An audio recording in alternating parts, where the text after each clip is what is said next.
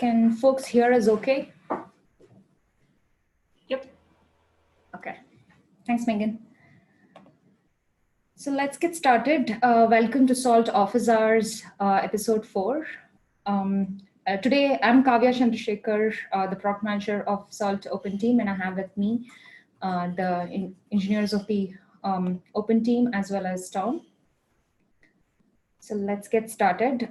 Looking at our agenda for today, Megan, who's an engineer from the Open team, is going to talk about what are our motivations for undergoing this rigorous exercises of improving the SALT testing infrastructure and process. And Daniel will go in depth about what are we actually doing in order to improve. Then I'll cover some of the housekeeping items, and then we'll start taking questions from the folks. All right. I'm just going to go over kind of why we're putting so much effort into improving our test infrastructure, and how that may start impacting contributors and all the users while we try to slow down things to make things more stable. So I've mentioned this a lot of these points before, but I'll go over them before. One of the big reasons why we want to improve our test stability is it's one of the big reasons why it's so hard for us to get out a consistent release. The test instability, with it having a lot of failing tests all the time, has been pushing back releases weeks and sometimes months. And so this is one of the big reasons why we want to make sure that, that we always have these tests green and that it's unusual to have them red. So that is one of the big reasons that we are trying to put all our efforts towards this, so that users can now have more of an idea of when a release is going to come out with confidence. Another reason is to make sure that SALT itself is always stable, and when somebody puts in a PR, they can have complete confidence that when their tests pass, that actually confirming that their code is good. So what are some reasons for us having this problem of test instability? I'll just kind of go over quickly a couple of them. In the past with PRs, we tended to merge things even if tests were failing. The reason being is those tests did not look like they were related to the PR change, but in some cases they actually ended up being related. Another thing is we didn't run all the tests against the PRs, and so this led to us missing a lot of things, and then the tests failing on the branch tests. So that was one of the reasons. A couple of the other reasons for the instability is upstream issues, things like packages updating and having to update tests to interact with it differently. And one of our big problems is what we always refer to as flaky tests, and these are just tests that sometimes fail and sometimes pass. In the past, we would just rerun the test, and so one thing we've been trying to do is actually go in and figure out why it's failing. And sometimes we found issues within SALT, and sometimes it's just how the test was written and trying to make it write the test a little bit more better so that it's not failing sometimes. And some of our instability is due to like infrastructure, like interactions with AWS, SSH timeouts, things like that. So those are some of the reasons for our test instability. So one thing we've done is almost our entire team's efforts are completely going to stabilizing the test infrastructure. So I just kind of wanted to give everybody an update as to where we are in those efforts. We've kind of been focusing mostly on 2019-2.1 and Neon. Reason being we want to get 2019-2.1 out as soon as everything is stabilized. And Neon is the next feature release we want to get out. So in 2019-2.1, things are actually looking pretty good. It seems the last remaining failures we're seeing are some of these flaky behaviors, whether that be like we are running into some SSH timeout issues, and some of our known flaky tests is what we're trying to dive into so that those are not failing anymore at all. So that's kind of the update on that branch. And then on Neon, what we've done is we've actually gone through all the tests that were failing and we've skipped them so that we can actually get the entire branch stabilized and green. And once that occurs, then we'll go back in and unskip the tests and actually fix them one by one. So we can ensure that when we do fix those, that we're adding it to the branch that is actually clean. And we know if there's a failure, it's due to our changes and not because of anything else. Neon is looking pretty green, so I would say we're almost to the point where we can go in and start making a tactical plan to start going in and fixing these tests. So that's looking pretty good as well. So we're making some good efforts. Those are our two main branches that we've been working on right now. And we intend on focusing our efforts on the other branches when we're done there. So the reason, another thing that I wanted to go over is how is this impacting contributors and users? One thing obviously is because we're slowing down and trying to fix this issue is it's obviously going to impact when we release. So there might be some slowdown that users will see. But I believe in the long run, this is going to very much improve when we can release and how quickly we can release in the future. So I think these efforts are going to be worth it in the end. And then the impact on developers or contributors is, I'm sure a lot of people have seen the time to merge is very slow right now. That is due to a lot of our efforts. We're trying to get everything green, and also the other requirement we've made of making sure all the tests pass on the PR. And so even if it's not related to the PR, or we don't think it is. So these are some of the reasons why you might be seeing some slowdown on the merges. The hope is once we get all these branches green, it's going to be very easy to start merging again, and we can merge with more confidence in our test suite. So that is the update from me, and I'll pass it on to Daniel to talk about what we've actually done to improve and what we're doing. Thanks, Megan. So one of the first things I'd like to highlight is we actually established what we called the war room, and that entailed us all flying, the entire team flying out to Salt Lake City for a week and getting in one room. And there were some long hours. We just hammered away on these problems and tried to come up with the best solutions that we could. One of the first things that we did was we totally redid Jenkins, put it on a new server, decided that we're going to start doing routine updates on Jenkins, where before we would let it go for sometimes 6 or more months without doing updates on plugins and things like that. So we've revamped that whole process, and we're now doing regular updates basically weekly. We added auto scaling for the Jenkins nodes so that we can have more capacity and run tests quicker.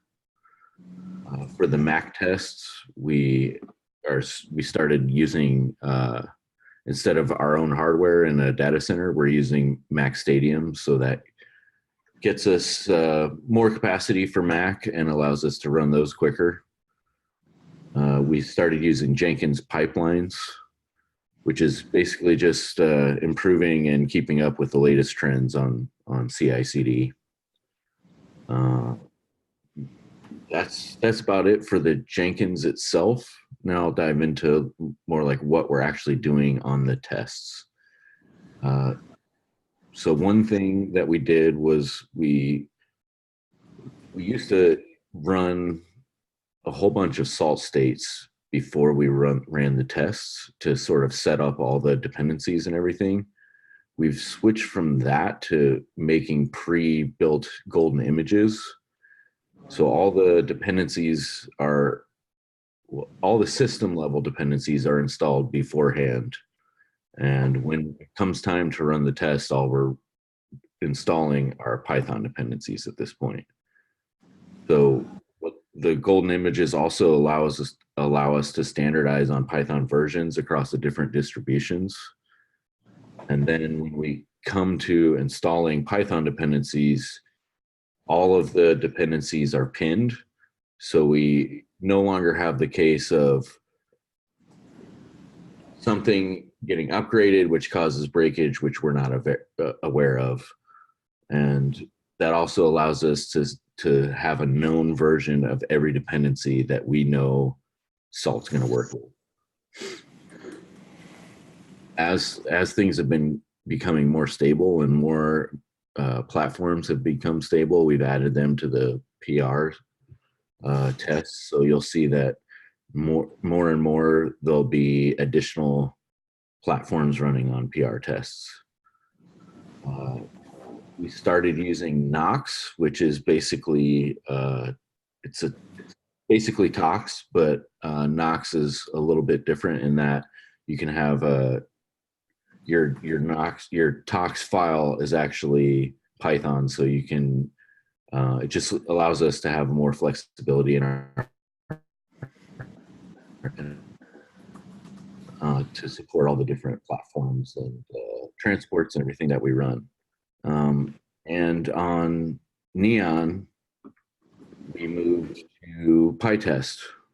So we'll see that Neon and releases that will come out in the future will actually be using PyTest. So we're moving away from our own sort of homegrown run tests that you all might be familiar with.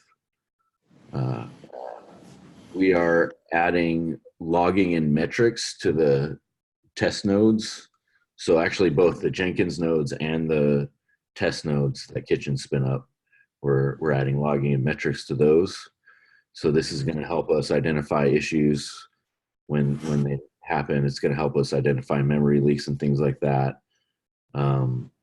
We're going to collect test times and hopefully track that over time to see if we've introduced slowdowns, things like that. The whole sort of goal that we set at the beginning of this war room effort was to get the test into a state where we can run for 72 hours of green without any failures at all. So every platform running multiple times a day for 3 days straight without any failures. We have not actually hit that milestone yet, but we're definitely on track to do so. And what we've noticed as we've been going through this exercise of trying to get the test green for this amount of time is we've seen a lot of flaky tests that we've either fixed or skipped with the intent that we're going to come back and look at those at a later time, either refactor them or if the test isn't useful, just remove them altogether. We've been finding things like race conditions and memory leaks that we know we need to address, and we will be doing so.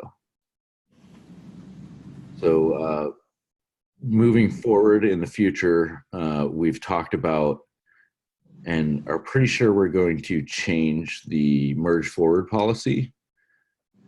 So instead of, whereas today bugs will get fixed in a previous release, and then we will go through the process of once a week or sometimes twice a week trying to merge all of the changes from a previous branch forward into a new branch. We've discussed moving away from that and actually having the person that's submitting the pull request, we'll ask them to port their change to each branch. And if they're unable to do that, one of us will go through and port each individual change to each branch. This should allow us to, since we'll be doing this in smaller chunks, it should avoid breakage, where we're trying to merge a whole bunch of changes into potentially very different code. Ultimately, we want to get to a state where we're continuously delivering salt so that every branch is primarily green all the time. And that's going to allow us to take our whole testing and continuous integration methodology further to where we're actually building packages and testing those packages in at any given time, we'll be able to just do a release without having to go through a whole bunch of manual testing. So ultimately, this should increase our speed.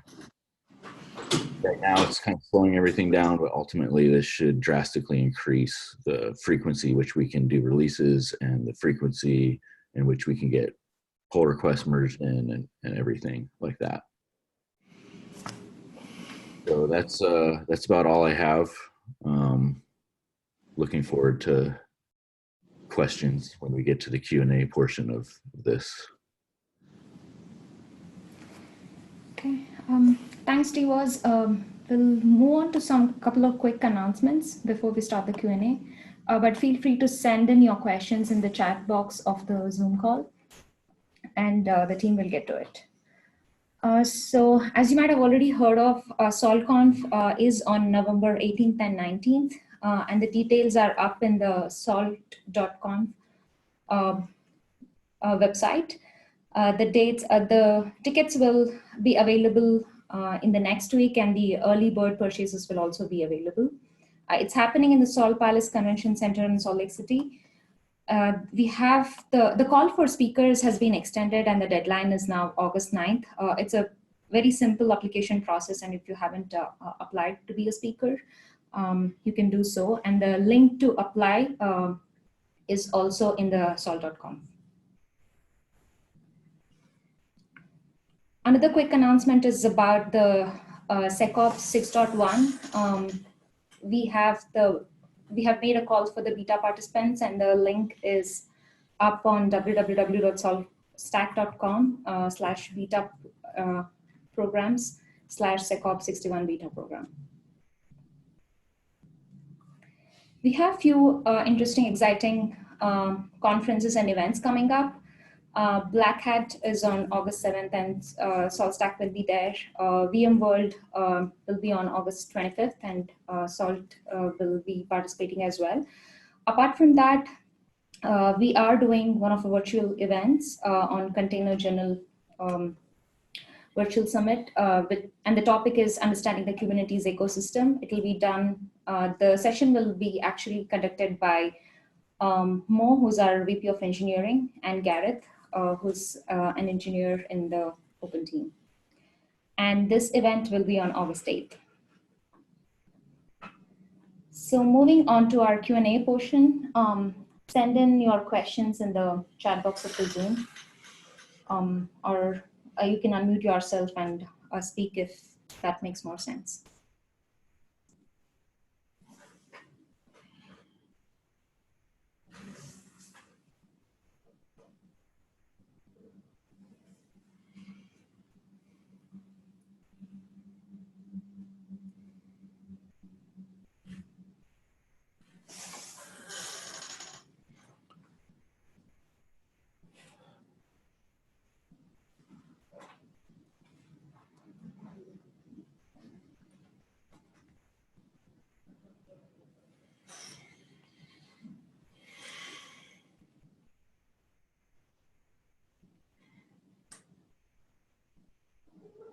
I guess everyone's speechless.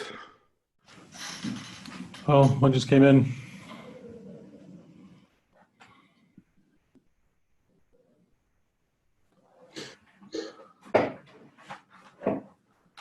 Is there a process to prevent flaky tests from entering the test suite to begin with, like running the new test 10 times before merging a pull request? Well, we don't specifically run a test 10 times, but the pull requests do run tests. I think right now the intent is to be more careful about what we merge and get more eyes on pull requests before they get merged to try to spot these kinds of things.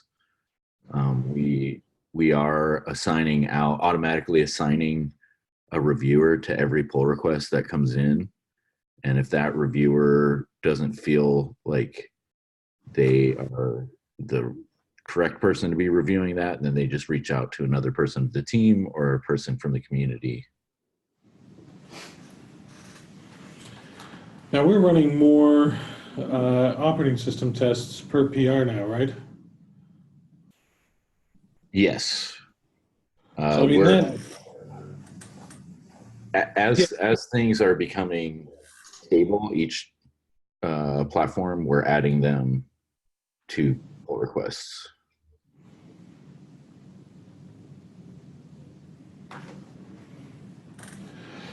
Okay, I was going to say if we have pull requests that are running across more platforms, then that means that with those pull requests, those new tests are going to be checked and run more times. So that will also assist in finding flaky tests. The other thing about flaky tests is that when we're in a situation where we have a test that shows up to be flaky only after it has been merged, if we're in a situation where the entire test suite is regularly green, then that will come up more quickly and it'll be a lot easier for us to pinpoint where that is. The other thing is that because of the way that Git handles the merge forwards, we found that when we had done merge forwards, it became prohibitively difficult to be able to discern exactly where problems came from. So for instance, in our testing, we had a commit which had significantly slowed down the overall test suite, and it took us a considerable amount of time to figure out where that commit was because it had been pushed forward in a merge forward. And so changing the merge forward policy is also one of the ways in which we feel that we're going to be able to better remediate the ongoing issues we've had with flaky tests and with kind of being surprised by merging forward from a green branch to a green branch, making the forward branch a red branch in Jenkins.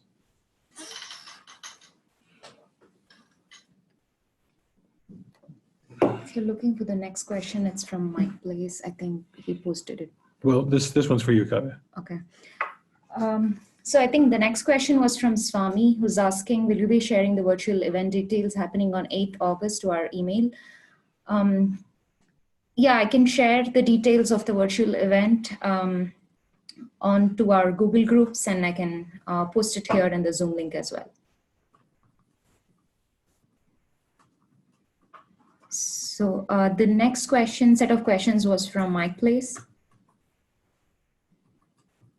So the first question is, are new PRs being reviewed and merged during this test triage process? What experience should a submitter expect while this process is ongoing?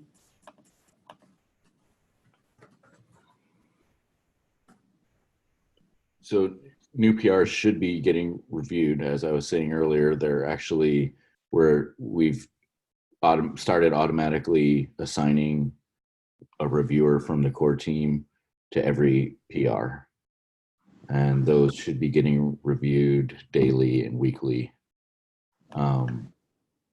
Things have slowed down as far as the frequency in which we've been merging, basically because we've been looking to make sure that new PRs are submitted with tests, and if they're not, we've been asking people to write tests. The other portion of that is we've been trying to only merge a pull request when the target branch has passing green tests. This has probably been the biggest slowdown because right now our develop branch has a lot of failing tests. So one of the things we're going to need to tackle probably soon is, as soon as we get 2019-2.1 out the door, we're going to be starting to focus on Neon, and we're going to be starting to discuss and come up with ways of how are we going to get the develop branch as stable as these other branches that we've been working on. So once that happens, things, I assume, will start getting merged in a lot quicker. But for the time being, yes, there has been a slowdown in the how fast we're getting features in to develop. But the whole goal is to eventually get to a state to where we are moving quicker. So we're slowing down in order order to hopefully in the future move a lot faster. The second question here from Mike Place is, what is the state of releases? Are they going forward as planned? Are there target dates? What resource can SALT developers look at to know what stage a release of a given branch is in? Having to ask someone employed by SaltStack, yes. So right now we don't, we've been setting target dates internally. However, with this whole war room process, we've been consistently moving those target dates out as we find issues in the test suite and in SALT itself. Again, the whole idea of this is to where we can get to a state to where we can release a lot faster, where basically we want to get to a place to where we can basically at any given time take a branch and whatever changes have been added to that branch are already tested and ready to release. This is the whole idea of like, we want to get to a continuous delivery instead of planning releases and trying to add things in and then tackling tests and then having to do a whole bunch of manual tests. We want to automatically have the test screen already, automatically build artifacts, test those artifacts automated in an automated fashion, and then know like, okay, this artifact has already been tested, so we can go ahead and release it. There is not right now that I know of a public place where you can see when our release dates are expected. That's definitely a good idea. So we should definitely, I agree, we should add that to the list of things. And we have to test it, right? And to add to that, what Dios mentioned, one of the things that is in the roadmap for the testing and release working group, and something which we've been actively thinking is making the release process public. Till we achieve a consistent cadence of releases, which let's say every quarter or every 4 months release, it's what we've been hoping to do is make our release process public, as well as talk about what step of the process that we are in. So that way we can seek out the help from the community members as well to get the process moving ahead. And this is something which we've been discussing with the testing and release working group as well. It's in the roadmap, but this is something which we haven't started the work on yet. So I'll tackle number three next. Given that skips are temporary, are all releases suspended until the temporary skips are removed, or is the plan to do releases with skips in place and fix incrementally over time? So as far as the skips go, they're mainly, the vast majority of skips have taken place on Neon. On 2019-2.1, there have been a handful, like maybe 5 or 10 skips that we've done in total on 2019-2.1. Those are pretty much flaky tests that we just need to go in and either remove the test altogether or refactor the test. So for 2019-2.1, the plan is to go ahead and release with those handful of skips.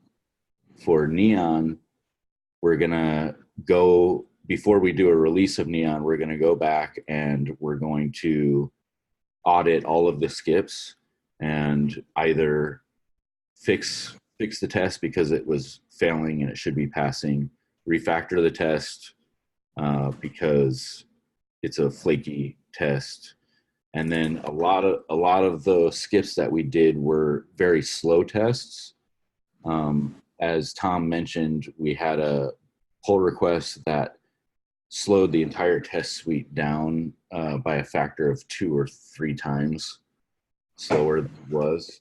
So now that we've identified that, we're going to fix that issue, and then we're going to go back and unskip the slow tests and try to address the rest of the failures.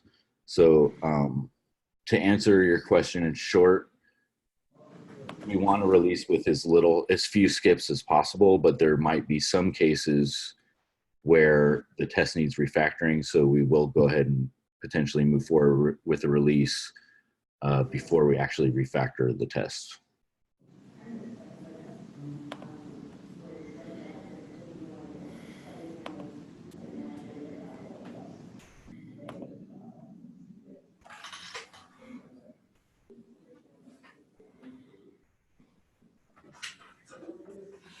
So Matt Phillips is asking, is releasing with skips wise? Just to cover back on what Daniel was saying, the places where we're skipping tests is where we are effectively finding tests that we feel are not effective. So any tests that we would leave from a skip are tests that clearly aren't doing us a whole lot of good. But yeah, you are right. The GetFS tests in particular do cover a very, very sensitive part of the code base. And there are a number of areas where you do need to be very careful. And Daniel, you might be able to handle Max's question better than me. Yeah, how do you plan to track which branches a bug fix was forward ported if there is no merge forward process from older branches? So when a pull request comes in, we've historically had to go through the process of identifying which branches, if it's a bug fix, like which branches that it actually applies to.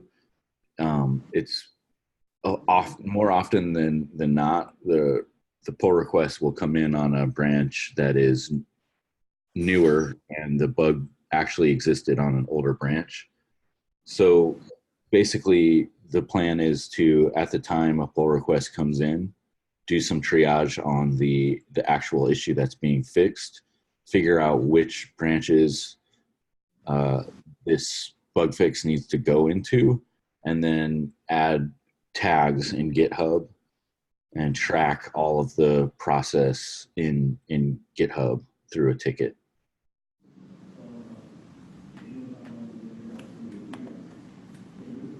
And again, we're going to try to get the submitter to actually port their changes to the branches that it needs to go into. If that can't happen, or if the submitter, stops responding to the requests or something like that, then we'll go ahead and assign someone from the core team to make those changes.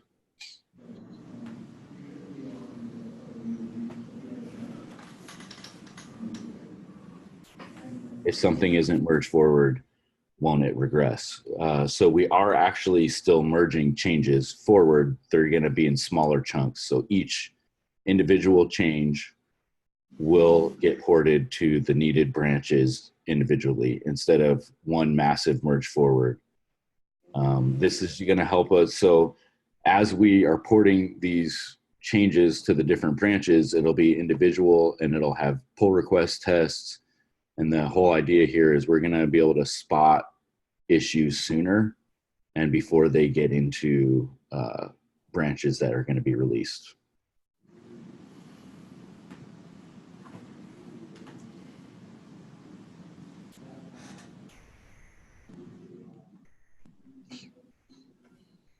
If the issue is referenced in the PR, then it should be referenced in each of the PRs. That's correct. So if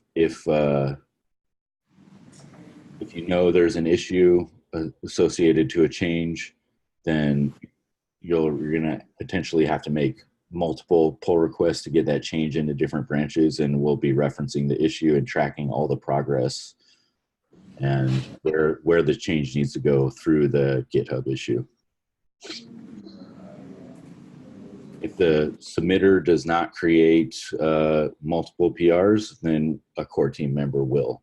So effectively, we're going to be doing the same thing as we're doing today. We're just doing it in smaller chunks.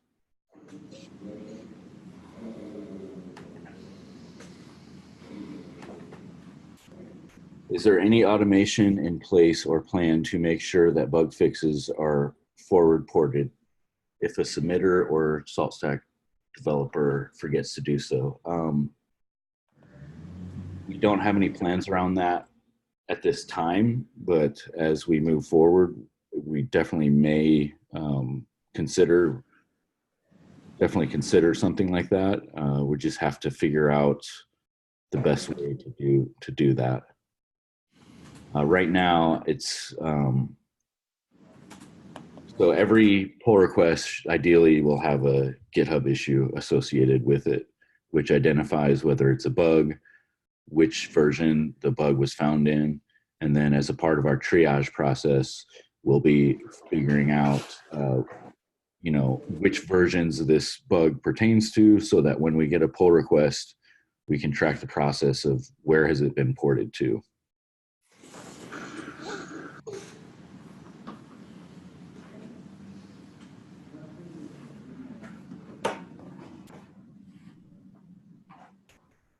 I don't understand the are we doing merge forwards or rebasing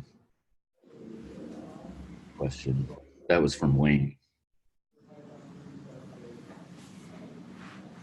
I was just wondering, because you just mentioned doing smaller merge forwards. Are we planning to do that or rebase the pull requests on each of the different branches? Where rebasing makes sense, I think that's fine. Fine avenue to take. I wouldn't think of it, instead of thinking of it as like a merge forward, I would think of it as like sort of porting the change to each individual branch. Oftentimes you'll be dealing with a part of the code base that has had very significant changes between branches. So a lot of times, like if you try to rebase, you'll just run into a whole bunch of conflicts. So sometimes I think it's a better avenue to just figure out like what is the change trying to do, and then go and port it to a different branch. And since every change should have tests that run with it, an easy way to do that would be to add your tests into the newer branch, and then add your changes to make that test pass.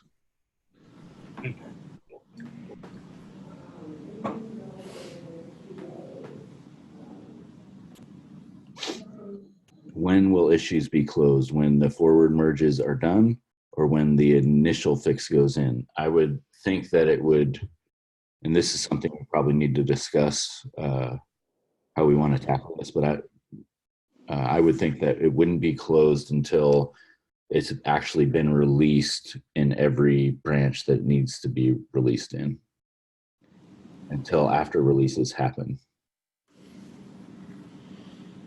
Does anyone else have thoughts on that? So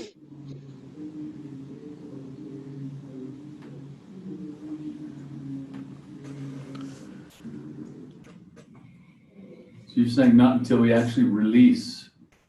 So just having the PR in isn't enough? Yeah, I don't think we want to close an issue just because a PR is submitted. I mean, maybe the right thing to do is to close it once we know it's been merged into all branches. But since these fixes are tied to a release, we could wait until we actually do a release and then go in and find all the issues that no longer have any pending releases and close them.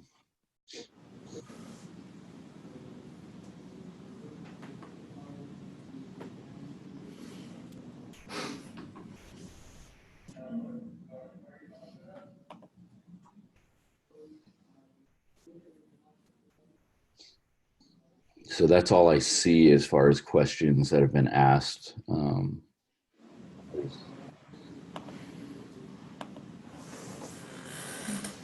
Has there been any more discussion about breaking out modules from core like Ansible just did? Yes, we definitely have discussed that, and it's definitely on the roadmap. but we're trying to tackle this first. So when we did the war room effort, we put up on the board all of the ideas that all the team members had in trying to tackle this, and that was one of them. But we still need to discuss exactly when and how that's going to happen.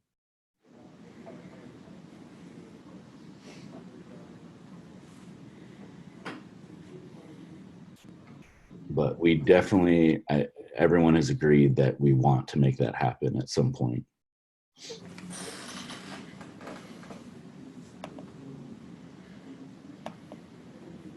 The main goal there is we want to make it, when we do that, we want to make sure that it's very easy for people to test. So if a module, we need to sort of resolve the issues of like which versions of Salt does a module support, and how are those individual modules getting tested over time.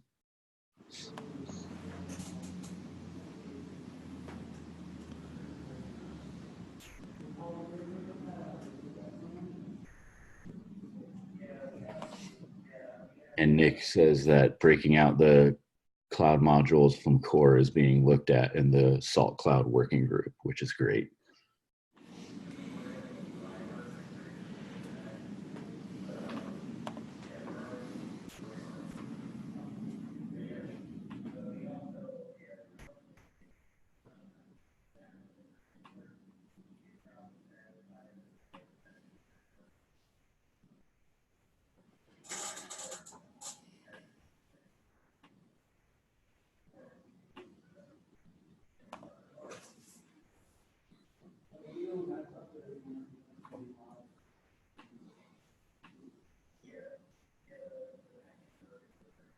Matt Phillips is suggesting that we ask for questions in advance for these Salt office hours, so that people that can attend can submit questions. I think that's a good idea.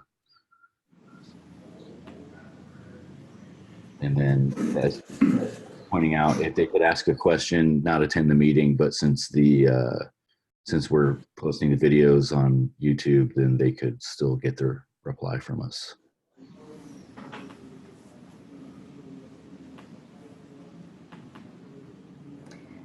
We do have an email that you can send your questions at. It's officehours@saltstack.com.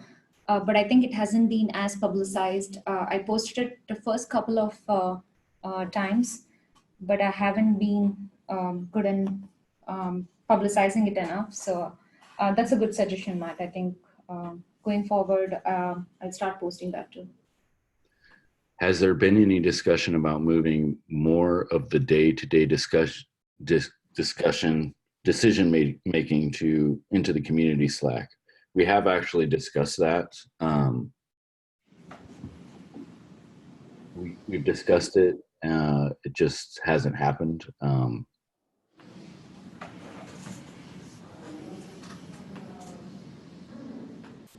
When it came up, I think Wayne was one of the people that was asking to make that happen, and so we sort of need to just figure out, like, how do we start getting the core team to using the community's Slack channel more, and how do we make sure that we separate discussions that are pertinent to enterprise features and things like that, and discussions that affect the community and are more community based. So that's sort of the hold up there, I think, but I don't know. I'm definitely open to it. I don't know about other.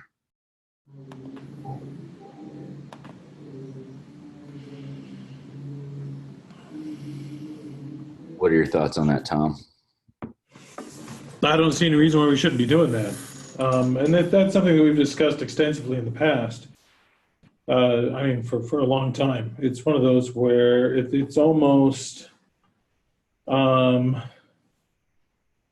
I think the only worry that we run into is that in the past we've had an issue where engineers have been really sucked in by just people asking a lot of tech questions. And so the only thing that we need to watch out for is make sure that we've got the discipline to come back and say, look, this is for discussing active development. And that's where I feel like a lot of that paranoia has been in the past. But yeah, I mean, at the end of the day, we should definitely be discussing these sorts of things out in the open. No reason to not, outside of make sure that if we've got engineers that are constantly being asked tech support questions to know how to handle that. That's all. Yeah, I definitely know that, you know, in the past, other core team members have been very active on the community Slack, and since some of those core team members have left, we're probably lacking presence there for sure. Well, and that's the other thing is that I think that the main question is about, hey, we feel like you guys are having discussions behind closed doors about stuff, which I can't really argue with based on the fact that we've been doing this test stuff for 3 weeks and haven't been talking about it very openly. Now, at the same time, the reason we haven't been talking about it openly is so that we are heads down and so that we can focus on solving some of these complex problems. But yeah, I mean, with that said, a lot of general discussion around, hey, do you think we should do X, Y, Z, are definitely things that we should put out in those channels before we're generally dropping bombs in office hours. I think also a lot of the challenges that we end up kind of looking at this whole situation through the lens of announcing things to the community instead of having a conversation with the community. But the other problem, of course, we run into is that when you say, hey, I want to do X, Y, Z, and then there's 3 people who happen to be in the channel, and then those 3 people say, I'm okay, and then it gets lost in the history of a Slack channel, that doesn't do the broader community a lot of good anyway. So, I mean, this is definitely a double-edged sword. It's very difficult to have this ongoing communication that's just kind of open and then expect to have a complete community, open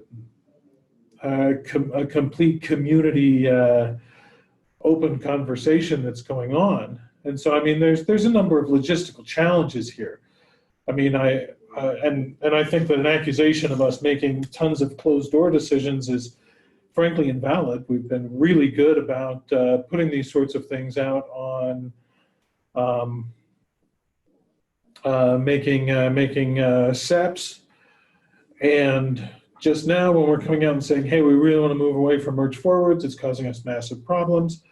We didn't come out in this meeting, for instance, and say, hey, we're doing X now, up yours. We came out and we said, look, here's some of the things we're thinking about. Here's where we don't have solid answers. Here's where we need discussion.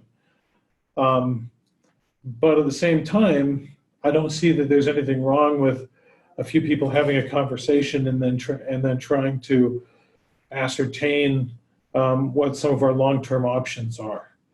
And so as we move forward, yeah, I mean, some of the decisions and some of the ideas that we're putting forward to maintain a cleaner and more stable code base are things that are definitely going to be discussed in the open. But it is, I mean, it's a difficult balance between, and again, just purely from a logistical perspective, we don't have a nefarious intent. But yeah, in the long run, yes, we should have discussions about how we want to satisfy certain problems on the open community channel more.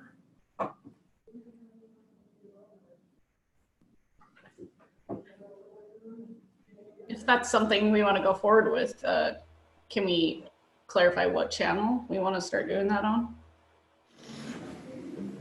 I don't know if there's a core, there's a develop, I know there's a develop channel. Yeah, I think there's general and then there's develop. General seems to be the most active. I think it makes sense to call it core. Well, and frankly, we would want these sorts of discussions to not be on the most active channel. Right. We want these discussions to be on a channel that is dedicated to, hey, we're thinking about doing X, Y, Z. Does anybody want to give me some feedback before I put this together in a SEP? Or, hey, you know, I'm having these challenges or these questions. And I think that generally the develop channel should be more intended for those sort of conversations. We do have the set channel on there. Would that be an appropriate place for this, or is it more less? I don't know what the word is. Less focused on the enhancement proposals and more just general day-to-day things.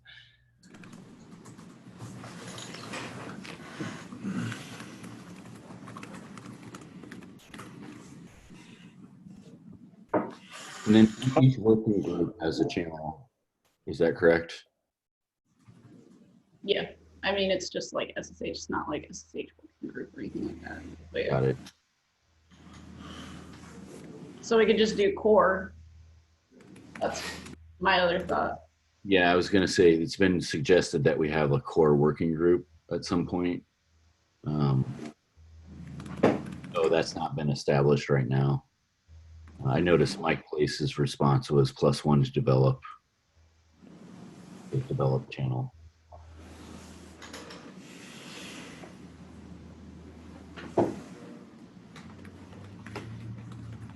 So it sounds like general discussion would happen and develop, and as things become more concrete, we would discuss them in the SEP panel potentially. And then if it's specific to one area, like cloud, then it could happen between develop and the cloud working group channel. So the intention is to communicate when we're trying to make a decision about something, right? Yeah. I'm trying to clarify if it's like day-to-day things. You know what I mean? Yeah, I think it's like an example would be maybe like, hey, I'm tackling this bug. It's going to affect these parts of the code base. Constantly have the discussion of like, what are your guys' thoughts on this approach I'm going to take? Things like that. But then also, I think this whole stuff like, hey, this merge forward process is really causing us a lot of pain. You know, here are ideas. And specifically with the merge forward stuff, that conversation happened when we were all together in a room. So it wouldn't have necessarily made it out onto the channel until one of us went and relayed that.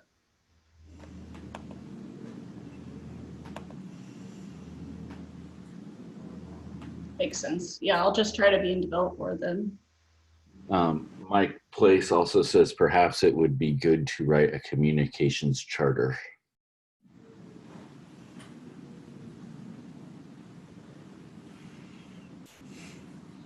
So it sounds like that's like defining what exactly we want to communicate and when and how. I mean, that's worth discussing, but I mean, that might be a little overkill. I mean, we're really just trying to figure out how to get people to talk about development on the develop channel a little more.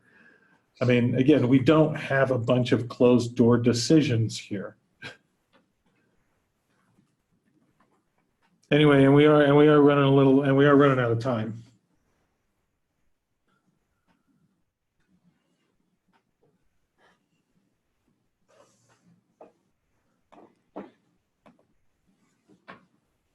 Were there any other quick questions?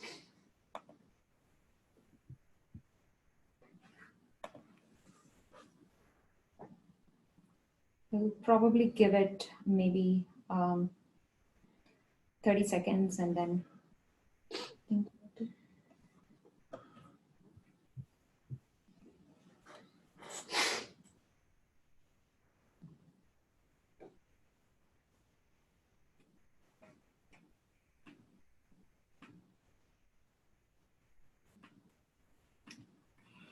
I think we should be good. Okay. Thank you, everyone. And as usual, we'll update the video recording of this call in the YouTube. The next office hours is in September, the first Tuesday of every month, which is as usual as well. Thank you, everyone, for your questions. And keep sending your feedback through the community Slack channel. That's, I think, pretty useful.